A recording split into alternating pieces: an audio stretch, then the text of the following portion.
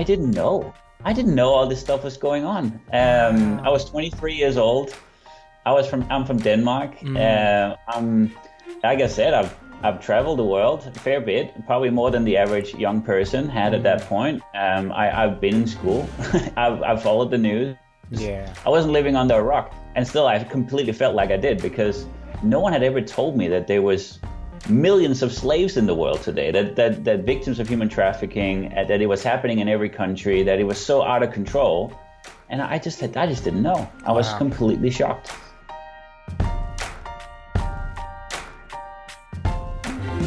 You're listening to Justice Matters with Tim Buxton, a podcast inspiring the fight for a world where everyone belongs. Hey there, welcome back to Justice Matters. Today we're going to do a deep dive into the area of human trafficking. And for this episode, I got my friend Phil Hyldgaard on the show. Now, he is the Global Operations Officer for A21. Now, A21 is a non-profit dedicated to eradicating slavery in the 21st century. They're literally raising up the next generation of abolitionists. Their work for the last 12 years, in which Phil has been at the helm from the very beginning, setting up their first office in Greece. It's made some incredible accomplishments. They've been awarded the Mother Teresa Award amongst a litany of other awards. But Phil, to me, is a really, really good friend. We had the privilege of partnering with A21 when we were living in northern Iraq, serving refugees. We built homes for families that had fled ISIS, providing trauma care for them and aftercare for them. Guys, you are going to be moved by some of the stories that he tells. And I think some of the awareness that you'll gain from tuning into this podcast. Thanks for joining me, and I really hope you get a lot out of it.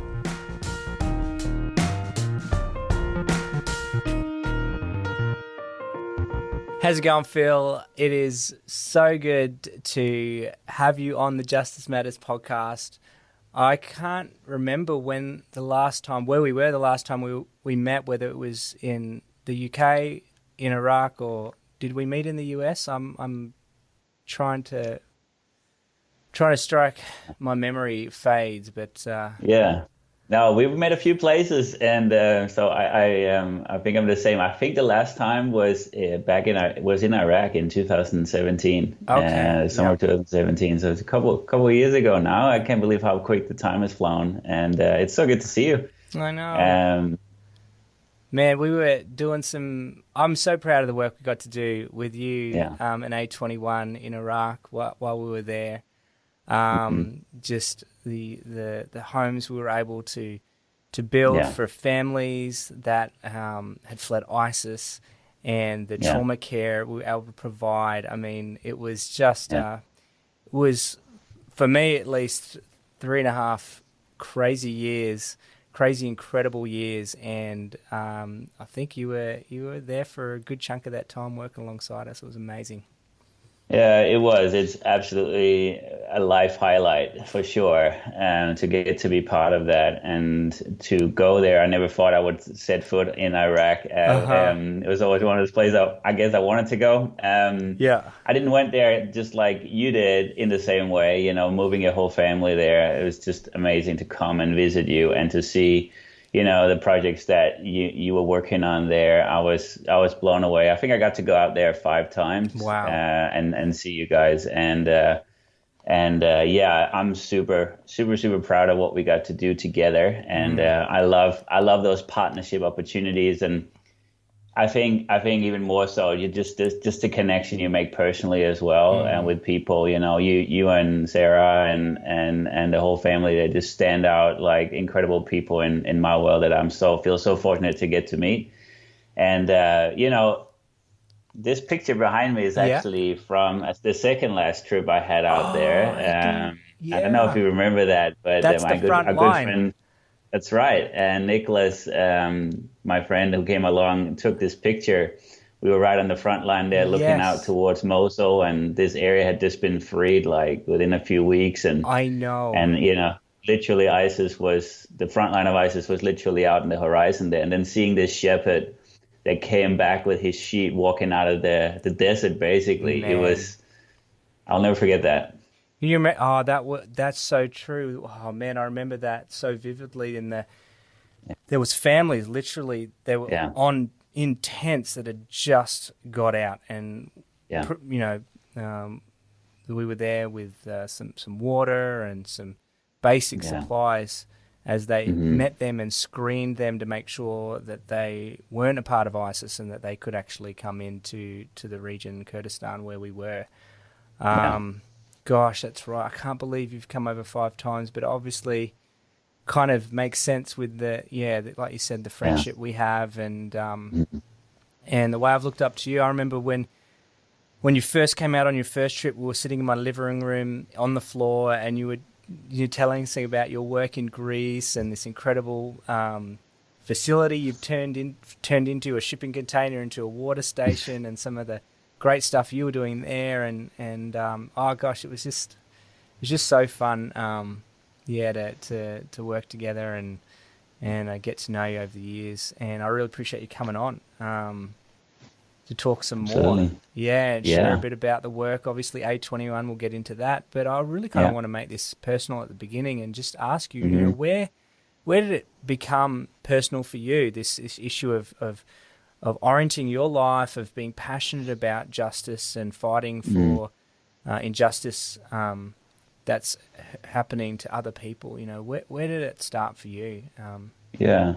Phil? Yeah, Tim, I mean, I can try to come up with a way of saying it that it's kind of been part of my whole life, but and Mm, I think it has in many ways. I think there's been a deep kind of sense of justice, righteousness kind of in you, mm, that you want things to be fair, and you definitely want things to be fair for yourself as a sure. child. You grow up with that. Uh-huh. It's got to be right and it's got to be equal and all of that. But and I was exposed to great injustice. Right, I was very fortunate. I got to travel with my dad quite a bit. He went to lots of countries to speak and minister, Really? and I got to go to Africa when I was 12 years old. I got to go to Asia and Eastern Europe and yeah, China, lots of places before I was No even 18 way. years old. I got to Wow. travel to all these places and really go out and see need and injustice in the world. But Mm. uh, just being completely honest, I don't think it ever clicked to me that I could be part of that solution at that Hmm. stage, at that young age of 18. And so it wasn't really until I had the, I think really until I really got on the ground in Greece, actually, that I really kind Really? of made the real personal connection with it. I was in Australia for studying there for 3 years, and on the back of that, as I graduated, I got to connect with our now founders of A21, Nick and Christine Kane, Yeah. and they told me, and again, rocked my world, and it was very much an emotional thing, but I would say when it really became embedded in the fabric of who I am Yeah. was probably about 6 months later. Wow. Yeah. That's I mean, and that was after you'd kind of taken on this role, Yeah. right? Yeah. Back in Yeah. 2008, it Yeah. was at when A21 was kind of established.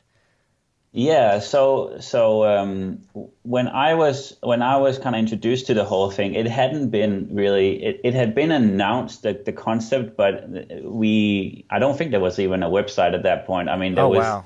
we hadn't there had no activity had been done yet. We had Okay. talked about the vision and dream and what we wanted to do, and our founders had been on a long journey with this and had really Mm, this kind of, I guess, in a way stumbled across it in their travel, and it just had become this really, and somehow it had hit them in a unique way mm, that maybe other needs that they've been exposed to hadn't done in the same way. And sure. they both had young children, young girls at that point, Mm, and seeing posters of missing children, especially, really connected with them, and it really became a personal issue of fighting human trafficking, and there was a special connection to Greece, and so they've been looking for ways that they could support hmm. groups in Greece and really do it that way. Never thought that they would start an organization, Sure. but had really come to a point of like, okay, if we're serious about this, there wasn't something they could really get behind, they felt, and so there was a need for actually stepping up and filling the gap. And And again, they had never planned that, and I certainly had never planned to go there or Sure. do this. But they were You were looking just for at the someone. right place at the right time, right? I guess so. I guess so. I had been on a bit of a soul searching journey about what was ahead for me, and I Yeah. think in many ways I had been probably a little bit selfish in that, to be honest. A bit presumed that I knew what was next, and it Mm. was all a nice plan. It all sounded great. I think everyone I would tell it to would be like, "Oh, that's a great idea," But I really believe there's a higher calling in all of us to do good, and Sure. I think I had been on a journey with that, and so when this conversation happened. I just knew this is it. This is it. And when Nick told me about human trafficking, it was a real shock to me. Like I didn't know. I didn't know all this stuff was going on. I Wow. was 23 years old. I'm from Denmark. Mm. Like I said, I've traveled the world a fair bit, probably more than the average young person had at that Mm. point. I've been in school. I've followed the news. Yeah. I wasn't living under a rock, and still I completely felt like I did because no one had ever told me that there was millions of slaves in the world today, that victims of human trafficking, that it was happening in every country, that it was so out of control, and I just didn't know. I was Wow. completely shocked. Um, so that made me really angry to learn, and I just became like a vacuum cleaner for information. I was just pulling everything I knew, everything I could find on this topic to figure out what was going on, and I was just blown away, and absolutely it broke my heart. And Mm. straight away I was like, okay. They basically asked me if I would go to Greece Mm. and start what would be the first operational office of A21. And so thinking back is like, what was I thinking? But it was like, I literally packed my two suitcases, which had all my belongings at that point, Come on. and I moved by myself to Greece, to Thessaloniki, Greece, the northern part of Greece. I'd never been there before when I moved there. I Oh my knew goodness. no one there, Wow. and that was the start of A21, really. So yeah, and from there, it just this crazy roller coaster Yeah. that we've been on since. So there might be some people who this is the first time they're hearing about who Sure, A21 is, and sure. obviously it's focus on human trafficking. But since it began in 2008, when you Mm. packed your Yeah, bags and moved to Greece, you guys yeah, have now expanded to 12 countries. I understand you personally and your work with the work have received the Trafficking in Persons Hero Award for the U.S. State Department. The organisation has achieved the Mother Teresa Award. Now, that's named after my mum, Teresa, who I'm right, of no, course. truly is a saint. She's incredible. But yeah, I think we all Yeah. know what an achievement it would be to achieve that award. Mm. And obviously, right now, you're the current global operations manager for A21. Mm. Give us the snapshot of what it is that A21 does, yeah, maybe obviously your involvement over the years, as you alluded to, it's been a roller coaster. Yeah. Um, yeah, that's a big question. No, but A21 is an organization that's fully focused on fighting human trafficking. Our mission is to abolish slavery everywhere forever. And, Mm. human trafficking is our modern day slavery. Human beings being sold, traded like commodities, exploited in labor trafficking and sex trafficking and all forms of that in people's own homes. People are forced to make the food we eat, build the Mm. buildings we live in or work in. Mm. People are exploited for their bodies, and this is happening globally. Today there's believed to be up or probably more than 40 million people living in slavery, which is 40 more slaves than million. there's 40 million, which is more than there's ever been in the history of this planet. And so to think that slavery is something in the past is just simply not true. It is very much in our present. It is real in every single country in the world. It's well documented in every country and most communities in the world. And you shouldn't be surprised if you one day open your newspaper and hear of a case that happened in your town, in your village, in your community. Because it's there, and it is in the fabric of our society. And this affects vulnerable people. It's vulnerable people who, in all ages and both genders. I mean, it can really happen to anyone, anywhere. But obviously, human traffickers are looking for vulnerable people, right, who they can easily take advantage of. Yeah, that someone may not miss or report missing, or someone who there's an open door into their lives. And so it really starts with that as a vulnerability factor. And then traffickers will find a way to basically take advantage of this person, exploit them. So there's an exploitation stage. And then what we're also seeing is that if, very, very few victims are ever escaping this. It's very rare for someone to actually get out. It's down to the percentages, to 1 or 2% who actually get out of trafficking. That's many actually die and succumb from what they go through within this. And but those who do get out, those who do escape, what we see is that if they're not helped, many of them are re-trafficked. So they've been trafficked once and into a horrible and unthinkable situation, and then they are trafficked again. Yeah. And having been through exploitation, having experienced trauma like that, obviously you are at an even higher sense of vulnerability than you were in the first place. If you haven't been able to work through and resolve those kind of root issues, then it's very likely that you're still coming out probably an even more broken person than you were in the first place. And so there's this cycle that takes place, right? Of vulnerability, exploitation, re-trafficking. And that's what we're seeing, And so for us as an organization, what we want to do is we want to basically be an off-ramp. We want to be a response to those kind of 3 stages, this cycle of human trafficking that's taken place. And so we have a mission or a strategy called Reach, Rescue, Restore. Reach is all about bringing prevention to those that are most vulnerable, creating educational materials. And so we're reaching literally now hundreds of thousands, millions of students with materials in schools. We are out in vulnerable communities with prevention work, and we are trying to raise awareness in a broader level as well, in a mass level as well. So informing, the everyday person everywhere and trying to equip them to make a difference. And then we are the second part is this rescue part where we want to see victims rescued. We want to see victims extracted from human trafficking and recovered out of that situation. And we're building different strategies to do that. We're running now 3 national hotlines in obviously 3 different countries. We are operating something called a Child Advocacy Center, both in Cambodia and in Thailand. We're training lots of frontline professionals in how to identify victims.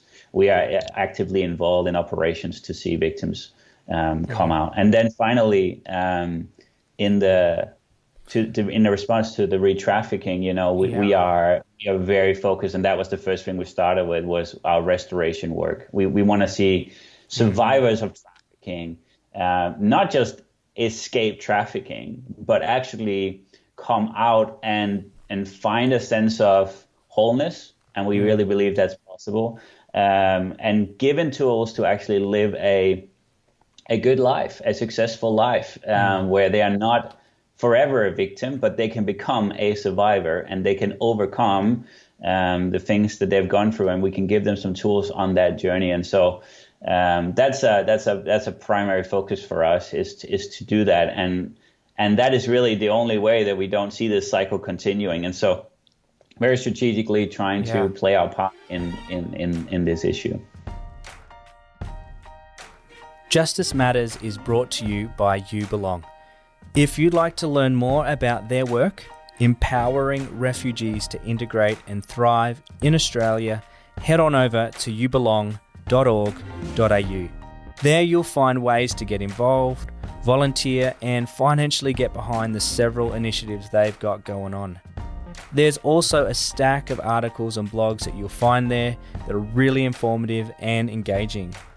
Now, did you know this podcast is actually a video podcast featured on YouTube?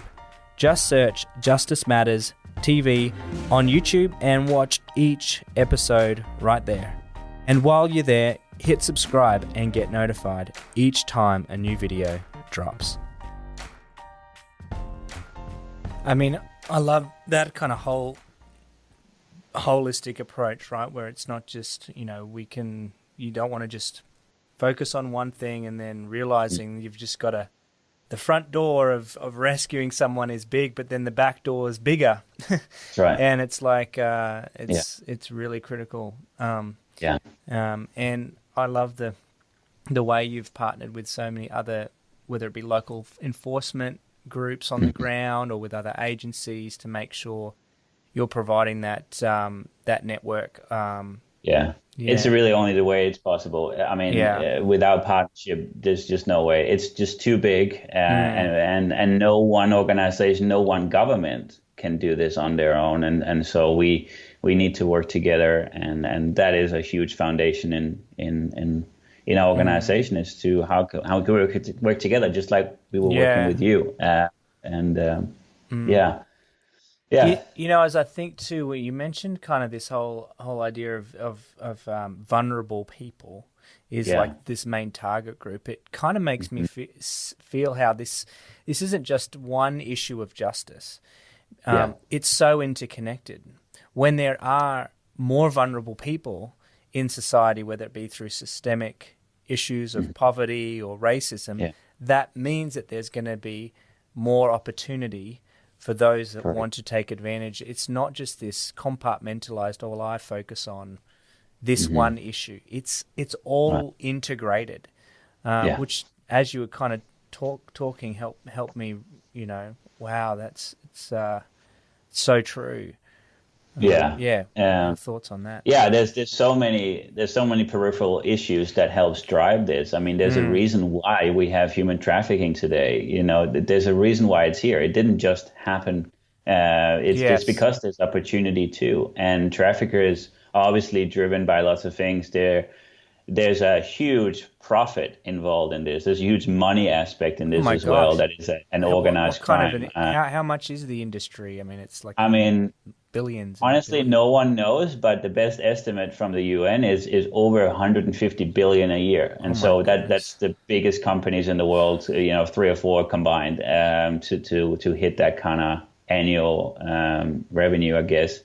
And so there's a driving factor of that. And then there's these two sides, there's this supply and demand. Really, it's because a lot of time when we look at human trafficking, people are like, how can people be so evil, right? How can this actually exist in our world? And that's a good question. I don't want to justify it in any way, because it shouldn't exist.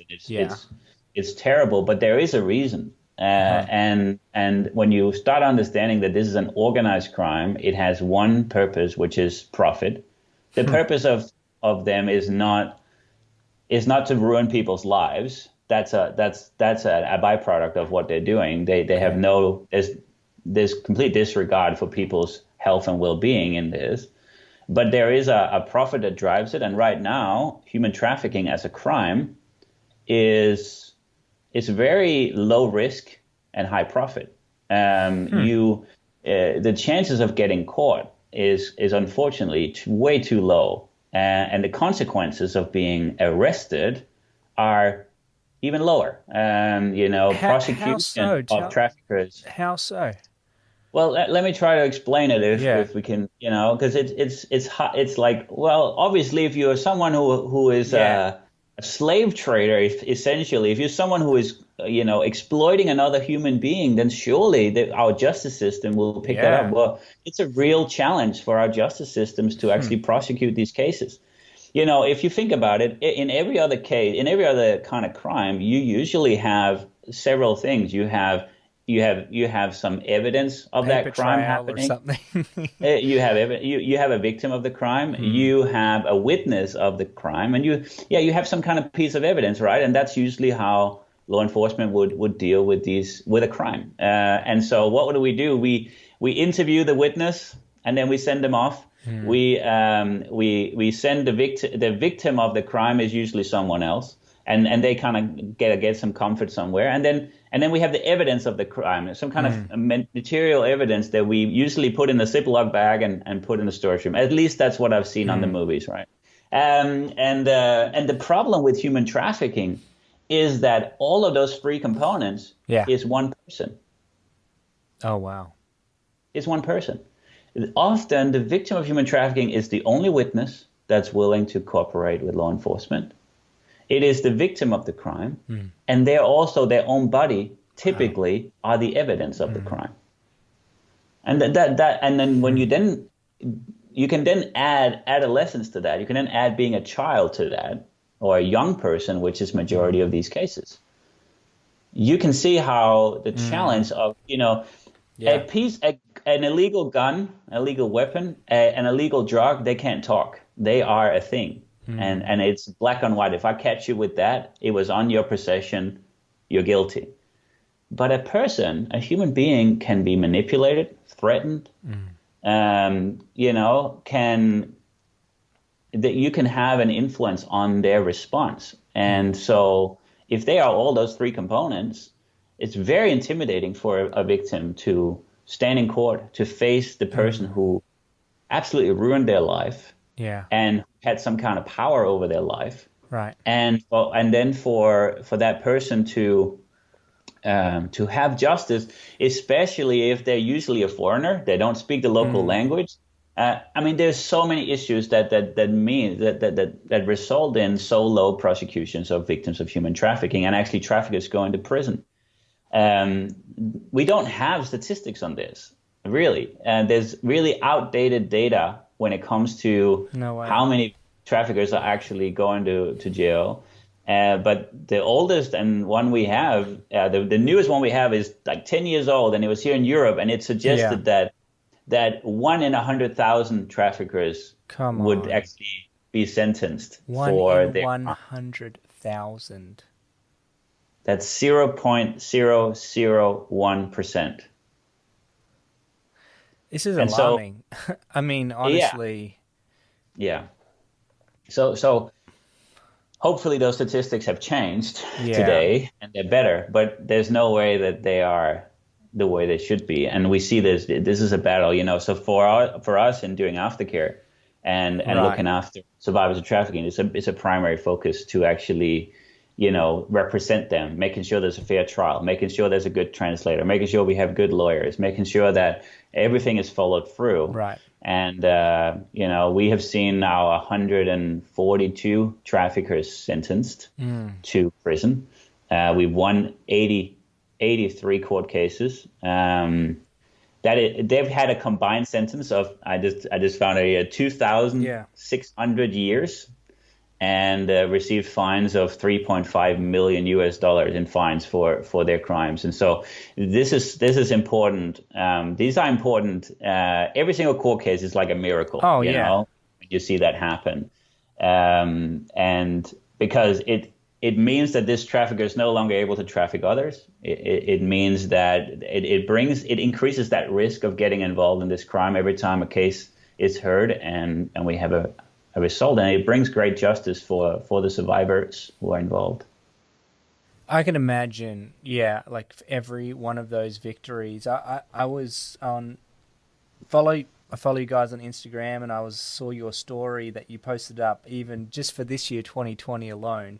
You have 95 victims identified, 51 new survivors in your care, over 1,300 frontline professionals trained, and over 2,000 hotline calls linked to trafficking. That's just this year alone, which is incredible. I think those numbers need to be seen in the context of Corona, because I would have liked to see even more. Okay, all right. But I'm very proud of how our team has led through this season, because I think we are in an extraordinary season where many organizations have had to close and have not been able to help anyone. Yeah, exactly. Been able to function, and we've been able to see new victims rescued right throughout this Corona season, which has impacted every single country that we're working in. Yeah. Pretty much our whole staff has been working remotely, the last 3 or 4 months. And so being able to continue our hotlines, continue our work, continue looking after every single survivor in our care, is pretty extraordinary. So it's an amazing team. Yeah, and you highlight a story in that in particular Instagram post, and I can imagine for over the 12 years now that you've been doing this, you get some highs, you get some lows. Could you elaborate for me on some of these lows? Is there any particular difficult, maybe challenging moment that you've had to navigate through that you could share on? Yeah, no, it's a great question. I mean, it has been an absolute roller coaster ride, and it's been lots of ups and downs, lots of great ups, lots of great highs in so many great things that's happened. But definitely, it's a challenging work. There is no manual on how to end human trafficking out there, and especially when we started the early days, it was like, we don't know what we're doing. Like, we're just trying to figure this out. I would say personally, those kind of early days were really tough. It was tough work.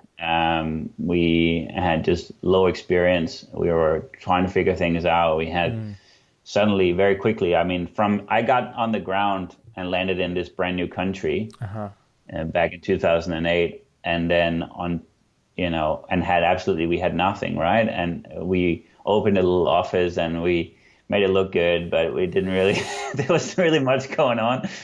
Well, within 2 months, we were in the mayor's office of the city, and we basically took over a very, very small shelter that they had tried to set up but had been unsuccessful with. They had been working on this project for 2 years and had helped 4 people. And they were just like, it's very difficult, but here you go. Here's a place you can do what you want to do. We just took over the rent of this place. We weren't donated anything, but what it gave us was just some credibility. We were able to function, and 1 month later we opened this place. So within 3 months of being there, we had a functioning shelter for victims of human trafficking that was certified by the government. Wow. We were barely registered at the point, and so it went really quick. And this is where it clicked home for me. It was one night, I remember it very clearly, 2008, December, I think it was the 16th, middle of winter in Greece. And it does get winter in Greece. You just only go there when it's summer. So try to go there in winter. It gets snowy, it's cold, it's rainy. Okay. I remember we got the call from the police in Athens, and they were like, we have a victim, we want to send her to you. So we were, and we didn't know anything. We didn't have a name. We didn't have anything like that.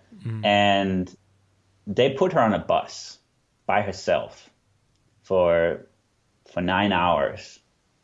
And she arrived, and we didn't know her. We didn't know what happened to her. We didn't know her story. Nothing.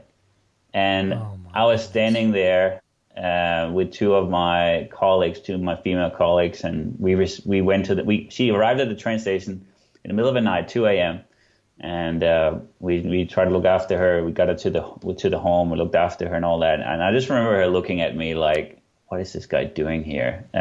Who is he? And what we didn't know is that at that point, she thought that the police had just sold her. Oh, my goodness. And so that's the kind of the thinking and reality of what's going on. She had been trafficked for 3 years in Greece. Across 11 different brothels had been sold. She, in her own words, said that she had to service up to 100 men in a day. I don't know how that's possible. Even if half of that was true, it's insane. I can't even imagine. She came into our care, and she thought that I was the next trafficking boss. And my goodness. We had to bring her into our care and look after her. And, just a few days before Christmas, her appendix burst, and appendicitis, and we rush her to the hospital. We take her through that, all the surgery. We go through all of that with her, and we take her through that whole journey. And it's just a crazy time, right? And it's all happening. And 2 months later, well, in the midst of all this, I mean, at that point, I was just a young guy, you know. I was just trying to. At that point, I didn't know what it meant to become a dad. I've had that privilege recently. Yeah. But I felt such an overwhelming sense of responsibility in carrying this that I don't know if this is a low, but it was definitely the most challenging season of my life when it comes to the work that we do. In standing there and making this thing happen, and, you know, coming to terms with the reality of what I'd kind of jumped into, this adventure that I'd jumped into, and suddenly it got very real. And I think there's many moments like that where it's like projects, you know, you feel a sense of being overwhelmed. Projects that don't work out, places you want to go and start and do that you're not able to, maybe don't have the finances to or the opportunity to. Close people who you work with, who you think will be with you for the long term, that decide to go another way. I've been in this for 12 years now, and I would say I've seen my fair share of all of those. And then there's the personal challenges in the midst of all of that. I think this season has been, you know, there's like three worlds that I think I have.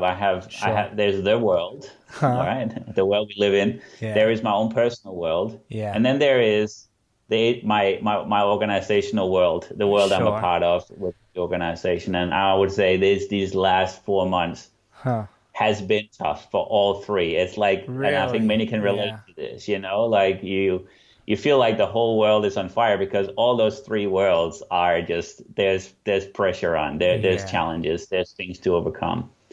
But you know, in the midst of that, it has always been okay. You know, we keep trusting, we keep stepping out, keep doing the best with what we have, and we keep focusing on the good, and we keep finding a way forward. And somehow it has worked out okay. Just to finish the story of this young girl, I mean, and this really brings you back to the first question you asked about when does this become personal to you? Because this is where it became personal to me. You know, this young, and I quickly learned that she was born the same year as me. No. She was born in the same month as me. Oh my! We were born at the same time in two different worlds. I grew up in Denmark in a nice family, was loved by my parents, privileged, blessed, call it whatever you want. She grew up in a broken family in Eastern Europe, in poverty. There was abuse in the family. There was alcoholism in the family. It was a broken home. There was violence in the family. And when we both turned 19 years old, we were both driven to leave our country, and it was driven out of I want to figure out who I am. I want to explore the world. I got on a plane to Australia, got to go to college for 3 years, travel, meet the most amazing people. I love Australia, by the way, and I had just the best time, and it changed my life. It was just the most incredible thing. And meanwhile, at the same time, she travels to Greece and thinks this is the beginning of a new life for me. I got away from all my past and all the stuff. And within a month, she got a job in a restaurant, and the owner found out, realized she's here alone. She doesn't know anyone. She doesn't speak the language. Vulnerable person. She's looking for opportunity. And he literally took her and trapped her and, started abusing her. And this poor, innocent young girl, was raped and trafficked into the sex industry in Greece for 3 years while I'm at college. And then we both meet at this train station. this bus station, after the fact. After college, I went to Greece. After she's been through this, one day I was able to escape this situation, ends up in the police center, and there we meet for the first time. And I just realized that I had done nothing to deserve the life that I've had. Zero. I was born into this family. I've done nothing to deserve their love. I've done nothing to deserve having the opportunities and the life that I have, and to live, have a good upbringing. In the same way, she had done absolutely nothing to deserve growing up where she grew up, and in the family that she grew up in, and in the injustice that she experienced. We were both driven by the same thing. We didn't do anything wrong. I was driven by the same thing that she was when I moved to another country. Yeah. And yet she was the one who experienced injustice, and I was the one who experienced something amazing. Yeah. And I realized one thing, and that is that I think freedom and slavery has one thing in common. They're undeserved. They're undeserved. Yes, we all deserve freedom, but I have done nothing to deserve mine. And she had done nothing to deserve her injustice. And so the question that I had to ask myself was, what will I do with the freedom that I have? Yeah, come on. Because if I start recognizing that I have been given something that's very precious, and that, yes, everyone deserves and should have, but not everyone has, and not everyone has received. What will I do with the blessing, with the privilege, with what I have received? What will I do with that? Because I think it comes with a responsibility. Comes with a responsibility, and that responsibility is to see it used to see other people have that opportunity, and that's what drives my life. Yeah, that's when it became real for me. That it might as well have been me that was born into that family, into that situation as well. It wasn't. So now what do I do with that? Wow. Yeah. I know your faith is important for you in that respect too, just as it is for me. And I kind of think to this kind of notion of this idea of, justice can be making somebody else's problem my problem. In the same way that, for me, Jesus, he made my problem his problem. He gave up his privilege. He gave up his, whatever you want to call it, his everything, so that my problem would become his, and he could eradicate. The greatest example. Yeah, the greatest example that you and I ever have. And so it just kind of makes me think, as you said, what are we going to do? Because what each of us has received is incredible love, this incredible freedom that all of us, wherever you are, it's ours. And that responsibility to share that. And Tim, what has kind of been even just I'm sorry for getting a bit full on here, but come on. What I have also seen is that with every survivor that we've been involved with, they have all the reason to live angry, upset, selfish. If anyone ever had an excuse to be like that, it would be them. But what I have seen is that every single survivor, when we come to a point where it talks about the future, and they start dreaming again, and you ask them what they want to do. What do they want to do? They want to help others. Wow. They want to be doctors. They want to be police officers. They want to do good. They want to help others because they were helped. And I'll be honest with you, there was a part of this where I was like, well, there's almost like a situation where the majority of people who are actually involved in doing good and helping others have themselves been through something horrific. Right. They are the victims of something. And I just don't think it's right. No. I just don't think it's fair that it should lie on those who have themselves have been victims of something Who've lost to also so save much the of world. lots of their life, Yeah. their opportunities being stolen and taken from them. And I you know, Yeah. that's the story of our founders. If it hadn't been for Christine Right. Kane and to take this step, I don't know if I would have been involved. Sure. And her testimony is, Right. you know, overcoming abuse and overcoming all, you know, things that are just horrific and you can't imagine. But yeah, it cannot be left to those who have themselves been victims to be the saviors of, or be the ones who are only the ones who are helping those who are in need. That is all of our responsibility, Right. and it took me some time to understand that and to get that. But And look, I isn't think that, sorry, no, go. I was going to say, isn't that really ultimately what A21 is about? It's about saying, hey, Yeah, look, this is a right. movement that That's right. everyone can and should Yeah, be a part of. that's And right. as much as it is providing care on the front lines, as much as it is rescuing and reaching, it's advocating, it is raising awareness, it is Hmm. bringing, setting very practical things. There's a lot of initiatives that you do. I love your Walk for Freedom that you do that happens Hmm. in, like, you know, countless cities around the world every year. 500 cities last year in one day. 500 cities.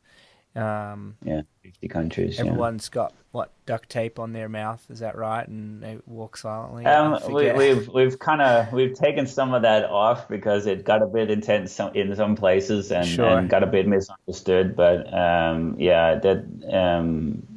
but everyone is wearing the same thing. Everyone is bringing the same message. Yeah. You know, tens of thousands of people who are walking on the same day, in the same way, in one single line, in Right. silence, with a message on their T-shirt or jacket, and we are distributing flyers. We're doing interviews Yeah. with media. We bring in, you know, last year it was 500 cities, 52 countries, tens of Come thousands on. of people walking. About 80 million people reached on social media with this, and then even more so in public media that where it was kind of blasted. So yeah, no, you're right. I mean, that is as much as part of our mission is to actually empower the individual out Yeah. there to make a difference, because Yeah. we believe that everyone can play a part in this. You Everyone don't have must. to Yeah. move to Iraq or Yeah. Greece Come to make a on. difference. Totally.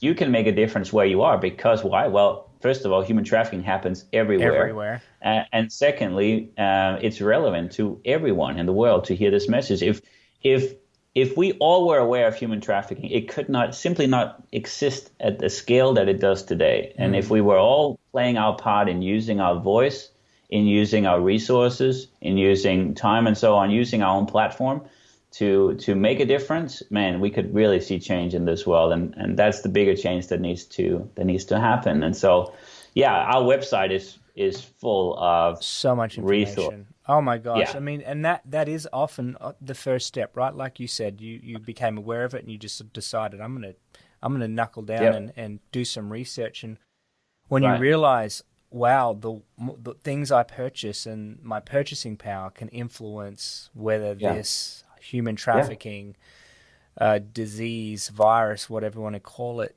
is still as pervasive as it is. There's so many powerful tools that we have that we can that's right. enact and engage with in order to make a Yeah, difference.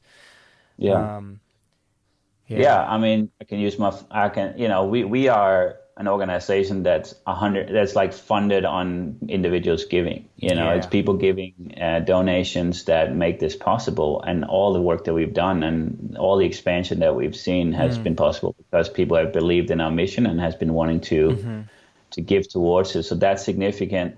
There are great resources there that are all on our website where you can educate yourself, where you can use to educate others in your world with. They're all free. We give it all away. We have everything from parent guides on wow, how to actually have the conversation with your child no about human way. trafficking and Awesome. even online safety for your children as well. So, unfortunately, a lot of human trafficking is moving online, Hmm. and there's a lot of exploitation taking place online. Hmm. And so, I would encourage anyone who is a parent to go and check those out. They're absolutely free. You can go and download them. There's two different age group. There's one for under 12 and over 12 years old. And so Thank how do you. you have a conversation with them about Yeah. protecting your child online, and also informing them about the reality of human trafficking? So go and check that out. Well, There are I'm resources definitely for going to check that teachers. out. I got a Yeah, 9-year-old yeah. and a There you go. 7-year-old, and Yeah, gosh, man, it's those are invaluable resources. I mean, because that's the hard thing. Sometimes this is a difficult thing to talk about. it's true. Um, it's confronting and it's challenging, Yeah, and part of, I guess, even the whole podcast and bringing speaking with people like yourselves that are on the front lines doing stuff is to actually be prepared to be confronted with some challenging stuff, to yeah, feel a little uncomfortable. Wow, what am I doing in my own life? Not to yeah, necessarily guilt you, but to make you aware, make us all aware of what is happening. hmm hmm Look, man, yeah, we're running it a little out of time because I know yeah. it's the morning for you, and you've got calls and things to jump on. And just as you were sharing there about some of the exciting things that you guys have got going, you've expansion and the ways that people can get involved in the great resources. Um, uh, you've had some growth and expansion in your own personal life too, which has been super exciting and an Yeah, incredible journey, I know. And yeah. I've just, and you kind of alluded it to it early, becoming a dad. Mm. Gosh, tell me about that, man. What's it like? Welcome to the club. You know what Thank you. my crazy ragtag's like, but you have a sweet, sweet wife, Nina. I got to meet her in London when we were there, and gosh, uh, what a what a blessing, mate, you've got now. Tell me about the last few months, what that's been like. Uh, well, I mean, it's been a long journey for us. It's been Yeah. a dream my whole life to become a dad, and same for my wife. And it didn't quite happen in the timing that we expected, or the way that we expected. Mm, We've been through a longer season and journey of infertility, but mm. we last year experienced the miracle of Nina Wow. falling pregnant. And yeah, here end of April, we finally received our little baby girl into this world, and she is just perfect. And this has just been the best and challenging season of life. No, we feel so incredibly blessed. I love her, and I feel like I'm falling in love with this little girl Oh every day. man. She's come to the stage now where she's really smiling every day. Every time you go over and look at her, she gives you the biggest smile, and it's just, Ah. oh my gosh. So, yeah, indescribable, really. And it's everything and more than I hoped it was. And so I feel so incredibly blessed to have this opportunity, and also responsibility to raise Yeah. this. Oh, yeah, Yeah. I remember just seeing a bit of the journey from afar. And your wife even got a tattoo, and it was just when she shared her story publicly, I think at your church, and it yeah. just oh man, it was She's beautiful. a fighter. She's a fighter, Wow. and she's extremely tough. Obviously, this would not have happened if that was not the case. We Wow. would have not been able to walk through this. But Wow. yeah, we've been through an incredible journey of we ended up in the medical system for help, and Mm. and and it's been extremely hard. The last 5 years Oh man. has been marked by this journey, and we even located to another country in the Mm. midst of that, and yeah, it's been confusing. It's been hard. We've experienced just so many failures, so many low points in that, both of failed treatments and procedures, and also experiencing loss. Losing along the way of miscarriages, and it's been so confusing and super hard. But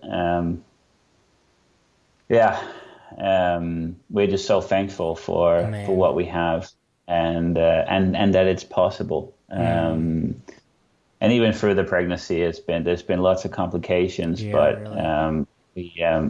but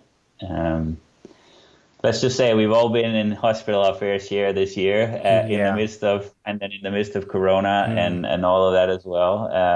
It's been interesting. So Man, just super thankful that we have our little Lexi Hope. Man, I tell you what, when I get her little photos pop up on my little feed every now and then that I get, she is got the biggest, most beautiful smile. She's blessed to have you and Nina's parents, and I'm just so thrilled to see that journey that you're on. So many exciting things ahead. Is there anything that you want to share as we wrap things up that's exciting and new, that's on the horizon for A21 that our listeners can kind of get a head start on? We haven't quite announced this yet, but we have a brand new concept, and I think by the time this come out, it may have actually been launched. So I'm going to go for it, but do it. It's called this year, because of the Corona crisis. We've had to make adjustments when it comes to our Walk for Freedom, which is our annual event. But this year we're going to do something called the Global Freedom Summit. And it's an amazing idea that really will work under any form of government restrictions and anyone can get involved in this.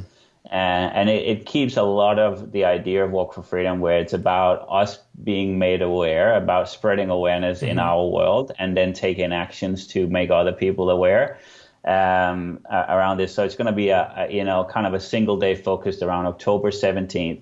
And so, if you haven't, if you're not following A21 on social media or the website, do that, and you'll find all the information there.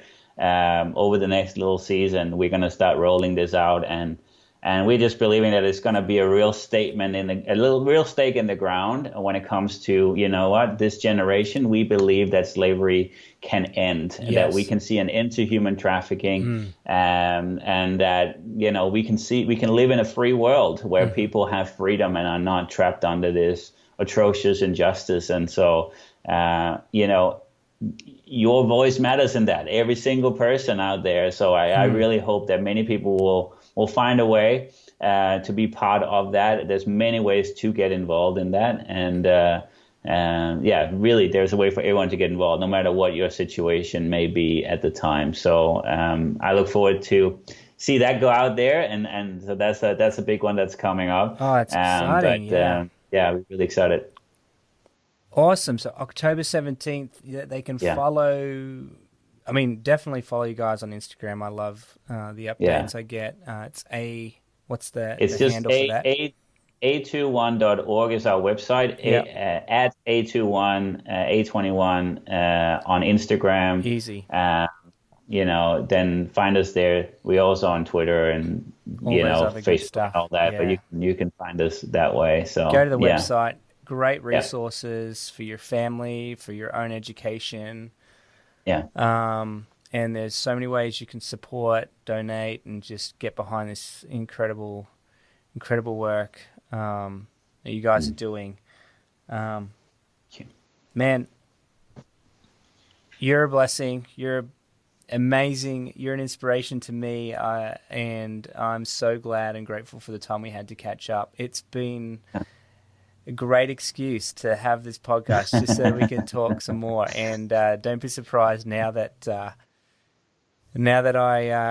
got your Skype details again, that I don't hassle you again in the near future, and we can please catch do, up some Tim. more.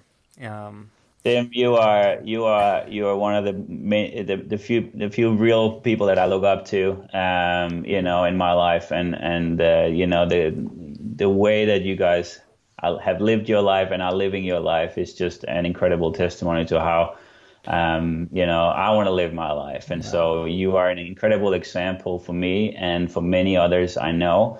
And I just love your spirit and your heart. And so thank you for the opportunity to be on this podcast and to speak to all your followers and listeners in this way. I don't take it for granted. So thank you so much. And please do call me. Oh, you betcha. Please, I will. Let's stay in touch. I got a cute little boy, August. He's pretty handsome. I'll start.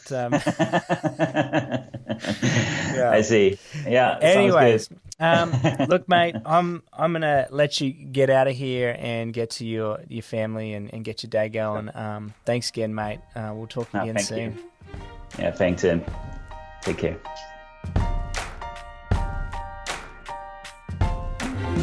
I hope you enjoyed this interview that I had with Phil Hyldgaard.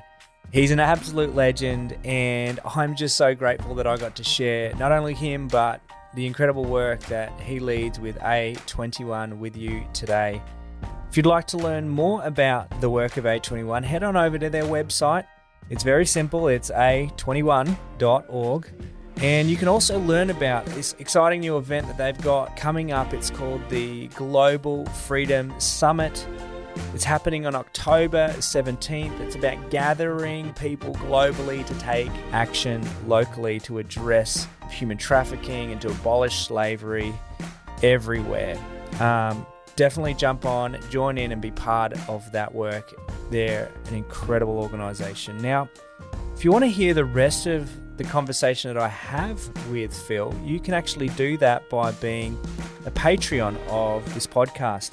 Simply just head on over to patreon.com/Justice Matters, where for as little as $5 a month, you're going to get access to bonus content like the additional conversation I have with Phil and other behind the scenes extras. And today, right now, I'd like to thank a Patreon who's jumped on and joined us. It's Rachel Chimitz. She's all the way in Colorado, and that actually makes it the 4th country represented on the Patreon team. Thanks so much, Rachel, for jumping on board, and to all our other patrons out there. Now, a shout out goes to the music artists John Art and David Gungor, also known as The Brilliance, for the music that is used on this podcast. And as always, my man Joseph Biotto, the audiovisual engineer for this podcast. Thank you so much for your incredible skills that you use on this podcast. Appreciate it, mate. And lastly, there are so many other ways you can actually support this podcast simply by sharing it with somebody that you know. Send them a text message, flick them a link to the podcast, and maybe even if you got a couple minutes, jump on Apple Podcasts and Spotify and give it a review. Maybe give it 5 stars if you don't mind. That'd be great. A little bit can go a long way. But guys, it's been great being with you. Join me again soon for another episode of Justice Matters.